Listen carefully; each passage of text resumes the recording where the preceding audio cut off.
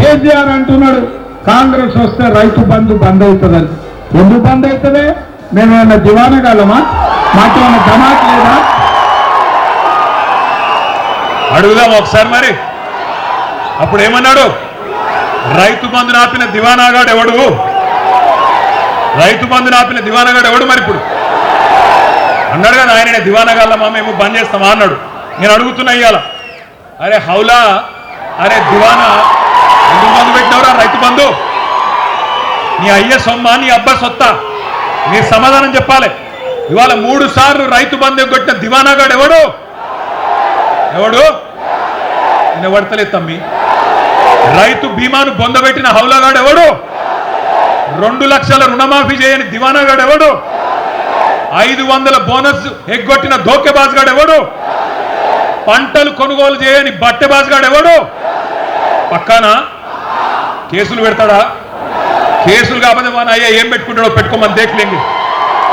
నేను అడుగుతున్నా, నీయేసోటి బట్టెబాజ్ మాటలు మాట్లాడి ధోకేబాజ్ పనులు చేసి ఇవాళ గద్దెనెక్కి కూర్చొని యాడున్నవరా అయ్యా అంటే రైతు వారోత్సవాలను పెట్టిండు.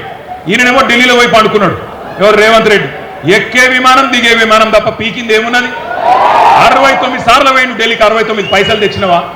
అందుకే నేను అంటున్నా, ఇవాళ నేను ఒకటే అడుగుతా ఉన్నా, రైతుకు కేసీఆర్ గారు ఆనాడు ఒక హక్కుగా రైతు బంధు కల్పించిండు. ఇవాళ రైతు భిక్షగాడు కాదు. రైతు బంధు నీ దయా దాక్షిణ్యం కాదు, నీ అయ్య సొమ్ము అంతకంటే కాదు. దేశానికే అన్నం పెట్టుకునే అన్నదాతను ఇలా అడుక్కు తినటం చూసినట్టు కిస్తులల్లా కేసీఆర్ మీటింగ్ పెట్టంగానే ఒక కిస్తు, రెండవ మీటింగ్ పెడితే ఇంకో కిస్తు, మార్చిలో ఒక ఎకరానికి వేస్తా, ఏప్రిల్లో ఇంకో ఎకరానికి వేస్తా. ఇది తమాషా చేసుకుంటా, బట్టెబాదల మాటలు మాట్లాడుకుంటా, బల్పు మాటలు మాట్లాడుకుంటూ బతుకుతున్నాడు ముఖ్యమంత్రి. నా ఇష్టం వచ్చినప్పుడు ఇస్తా అంటే నీ ఇంటి ముందు జోలు పెట్టుకునే తందుకు రైతేమన్నా బిచ్చగాడా నీ ఇంటి ముంగట నిలబడాలని అడుగుతున్నా రేవంత్ రెడ్డిని. అధికారం నీ చేతిలో ఉంది కదా అని చెప్పి ఇష్టం వచ్చినట్టు అవమానం చేస్తున్నావు. నేనే రాజును, నేనే మంత్రిని, నేనే 10 ఏళ్ళుంటా అని విర్రవీగుతున్నాడు రేవంత్ రెడ్డి. కానీ ఒక్కటి యాది పెట్టుకో రేవంత్, రైతుకు భూదేవికి ఉన్నంత ఓపిక ఉంటుంది, కానీ ఓపిక నశిస్తే భూకంపం పుట్టించే శక్తి కూడా అదే రైతుకుంటది. యాది పెట్టుకో.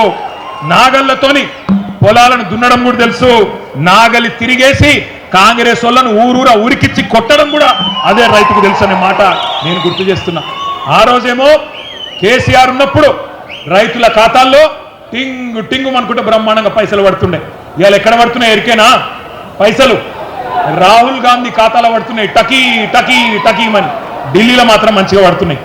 రైతు బంధు పేరు తీసేసిండు రేవంత్ రెడ్డి, రాహుల్ బంధుని పెట్టిండు. మన పైసలన్నీ ఢిల్లీకి పంపుతున్నాడు మూటలు కట్టి. ఎందుకంటే రేవంత్ రెడ్డి రెగ్యులర్ సీఎం కాదు, రెన్యువల్ సీఎం. నెలకోసారి పోయి కప్పం కట్టి రెన్యువల్ చేయించుకోవాలి, లేకపోతే బతుకు తెరువు లేదు, కుర్చీ గుని పడదింటారు. అందుకే భయం. ఇంకొక మాట కూడా నేను అంటున్నా, రైతులకు ఎగ్గొట్టి రాహుల్కు కప్పం కట్టి కుర్చీని కాపాడుకుంటున్న రేవంత్ రెడ్డి యాది పెట్టుకో. రైతులకు కోపం వచ్చినాడు ఏ రాహుల్ గాంధీ, ఏ సోనియా గాంధీ, ఏ ప్రియాంక గాంధీ కూడా నీ కుర్చీని కాపాడలేదు, గుర్తుపెట్టుకో. ఒక్కొక్క ఎకరానికి ఇవ్వాల నువ్వు చెప్పిన మాటల ప్రకారం ఈ రోజు వరకు ప్రతి రైతుకు ఒక్కొక్క ఎకరానికి 26,500 రూపాయలు బాకీ పడ్డాడు రేవంత్ రెడ్డి.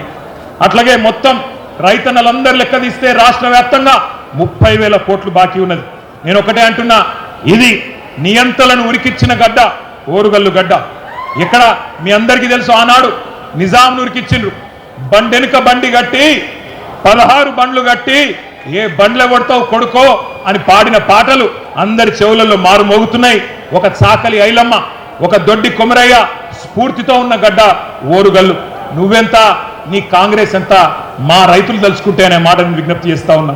ఇక కౌలు రైతులు